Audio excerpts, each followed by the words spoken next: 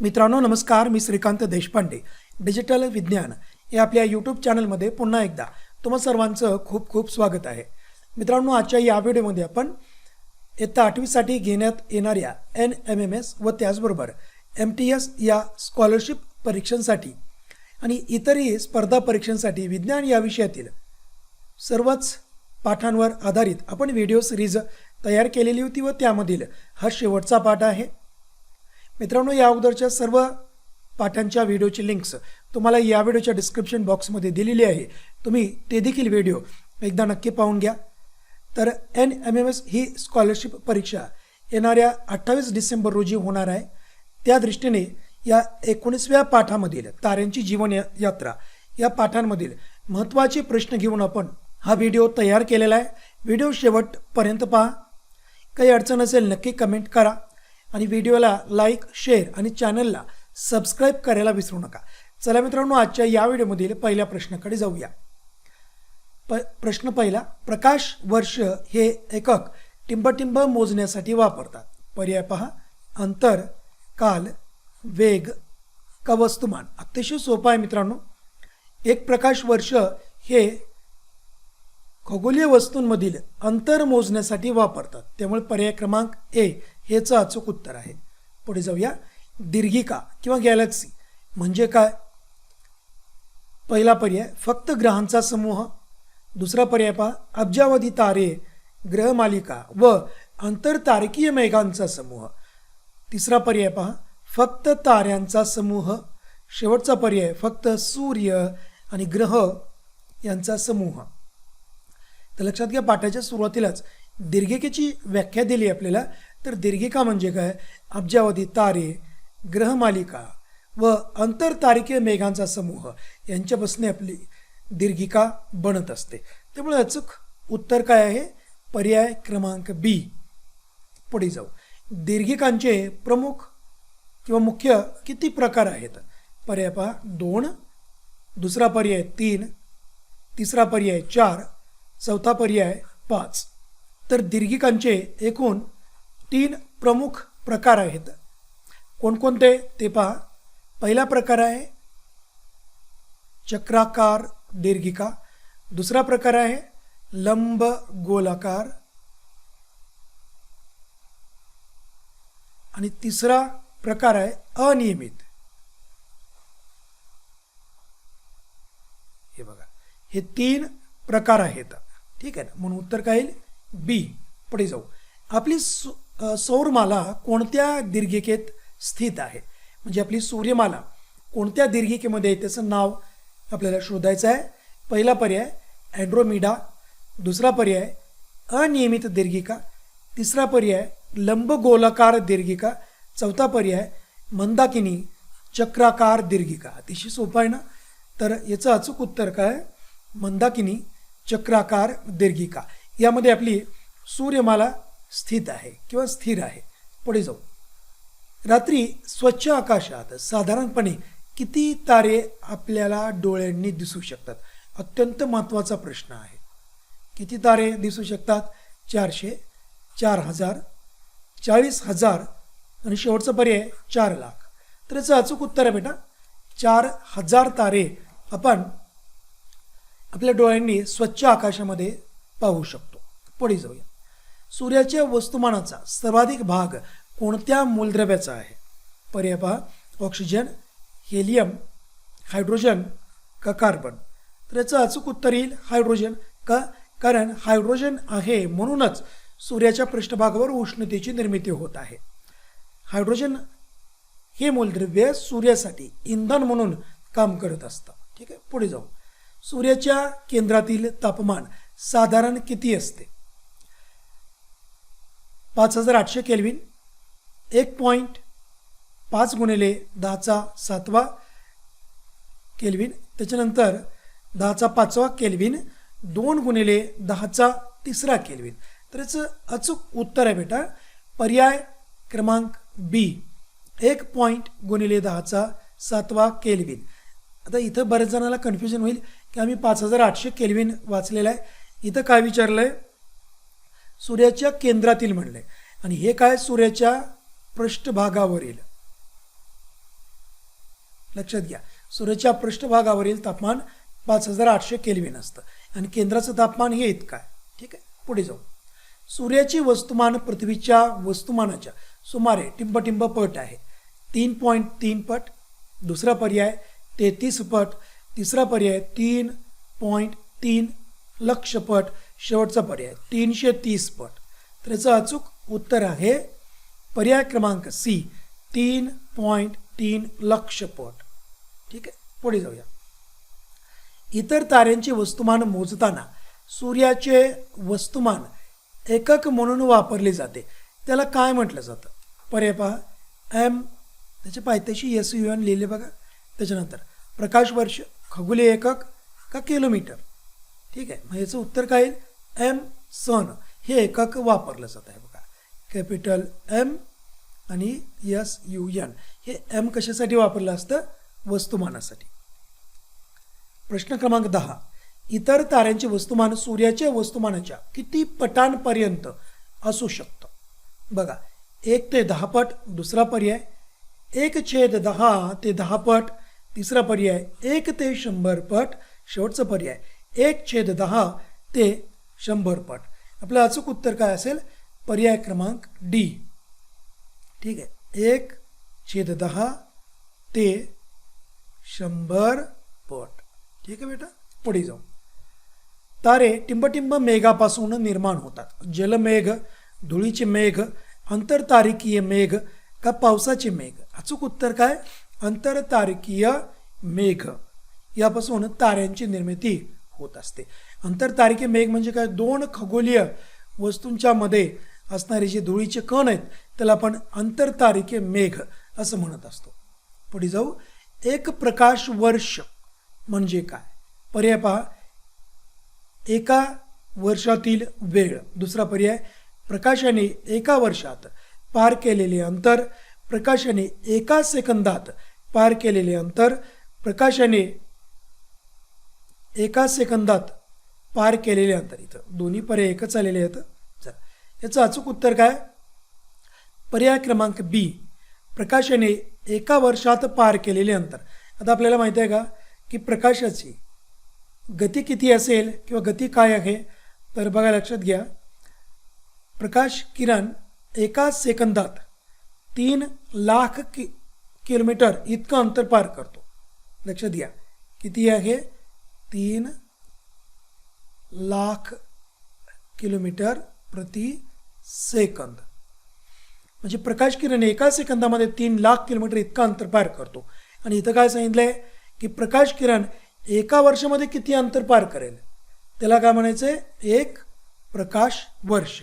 पुढे जाऊ.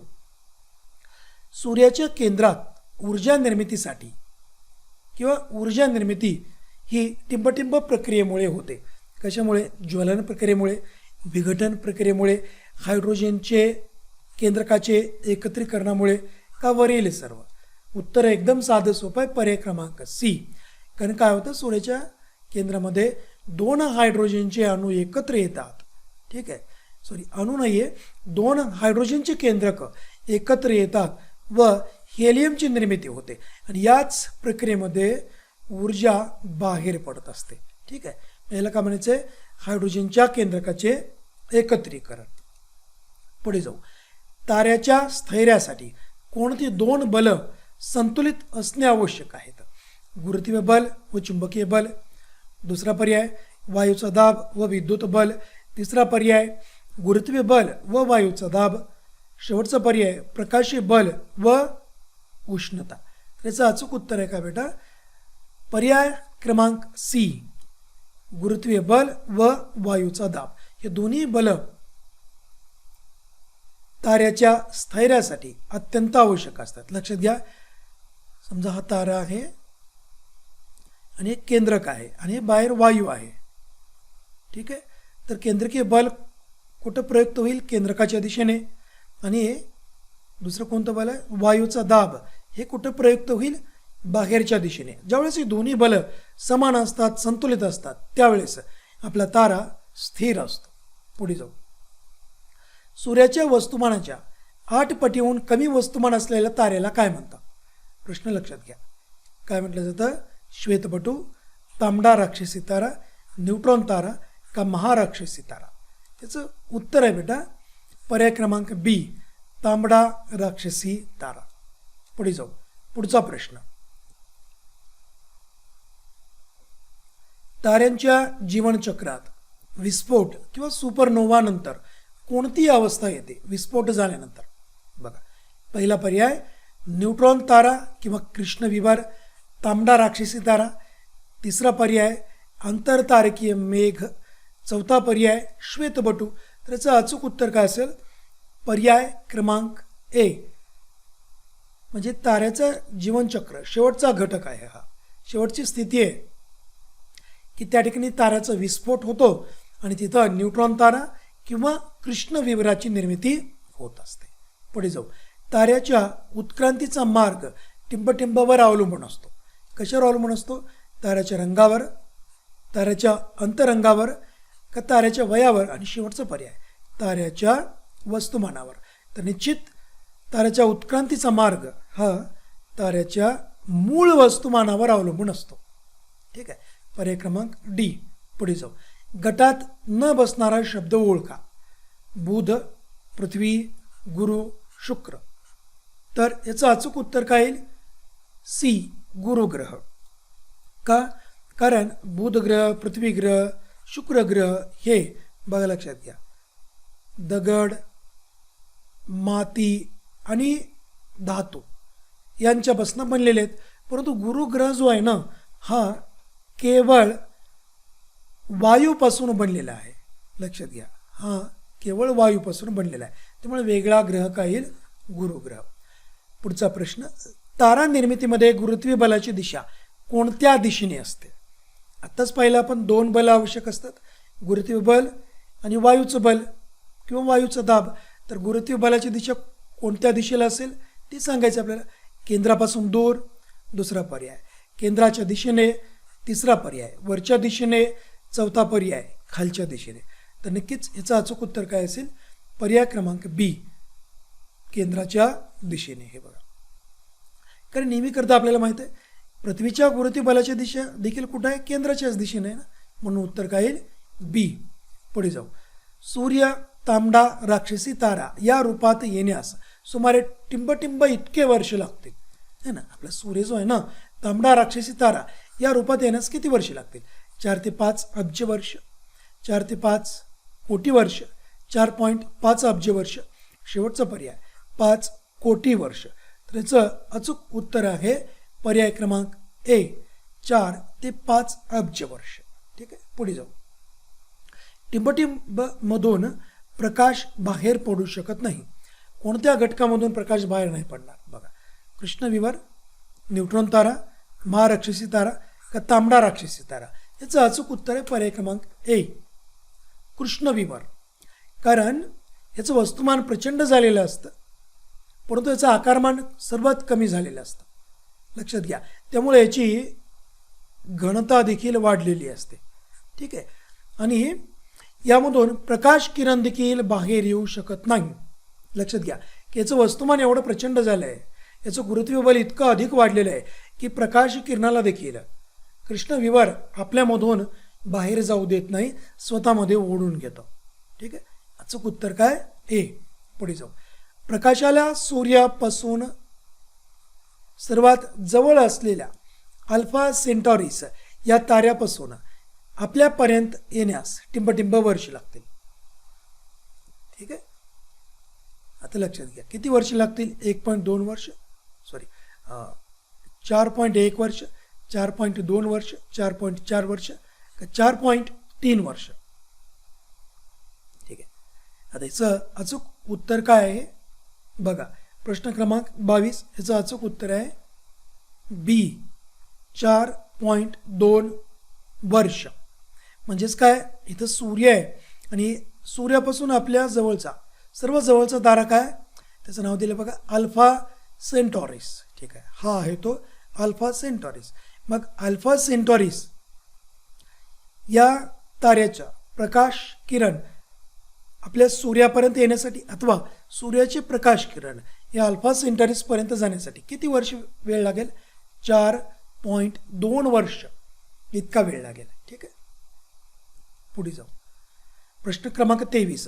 तारा निर्मितीमध्ये जर वायूचा दाब गुरुत्वीय बलापेक्षा कमी झाला तर काय होईल? प्रश्न बघा, खूप फिरवून प्रश्न विचारलाय.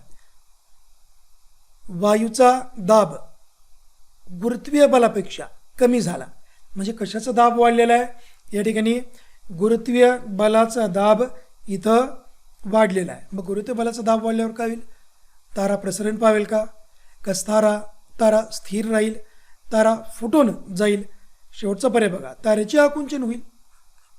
बघा आता, गुरुत्वीय बलाचा दाब जर वाढला, गुरुत्वीय दाब जर वाढला तर काय होईल? तारा मूळ स्थितीपेक्षा काय होईल? त्याचं आकुंचन पावेल तारा. ठीक आहे, आणि त्याचा आकार कमी होईल. त्यामुळे पर्याय क्रमांक डी हेच अचूक उत्तर असेल. पुढे जाऊ. श्वेतबटू दिसायला कसे असतात? बघा, निळसर पांढरे, काळे का खूप तेजस्वी व पिवळे लालसर? कोणतं योग्य रंग याचा? नावतच आहे, निळसर पांढरे, श्वेतबटू. आजच्या या व्हिडिओमधील शेवटचा प्रश्न, श्वेतबटू आणि न्यूट्रॉन तारा यापैकी अधिक घनता कोणाची असते? पर्याय बघा, श्वेतबटूची, न्यूट्रॉन ताऱ्याची, का दोन्ही समान, का सूर्याची? ठीक आहे, प्रश्न क्रमांक 25. याचं अचूक उत्तर काय येईल? न्यूट्रॉन ताऱ्याची. लक्षात घ्या, न्यूट्रॉन तारा किंवा यालाच आपण काय म्हणतो? कृष्णविवर देखील. न्यूट्रॉन तारा जर नाही बनला तर कृष्णविवर देखील हे बनत असतं. आता न्यूट्रॉन ताऱ्याचा आकार अतिशय लहान असल्याने त्याची घनता श्वेतबटूपेक्षाही जास्त आहे. त्याच्यामुळे अचूक उत्तर काय येईल? बी. तर मित्रांनो, अशा प्रकारे आजच्या या व्हिडिओमध्ये आपण पाठ 19 ताऱ्यांची जीवन यात्रा यावर आधारित अत्यंत महत्त्वाचे 25 MCQs निवडलेले आहेत. तर अशाच प्रकारचे विज्ञानविषयक व्हिडिओज मिळवण्यासाठी आपल्या चॅनलला नक्कीच सबस्क्राईब करा. इथून पुढे आता सर्व पाठावरचे तर प्रश्न संपलेले आहेत. इथून पुढे आपण सर्व पाठांवर आधारित एकूण 35 मार्कांची सराव प्रश्नपत्रिका अपलोड करणार आहोत. अथवा नेटवर्कचा प्रॉब्लेम नसेल तर आपण लाईव्ह घेणार आहोत. त्यामुळे चॅनलवरती नवीन असाल तर चॅनलला सबस्क्राईब करायला विसरू नका. धन्यवाद.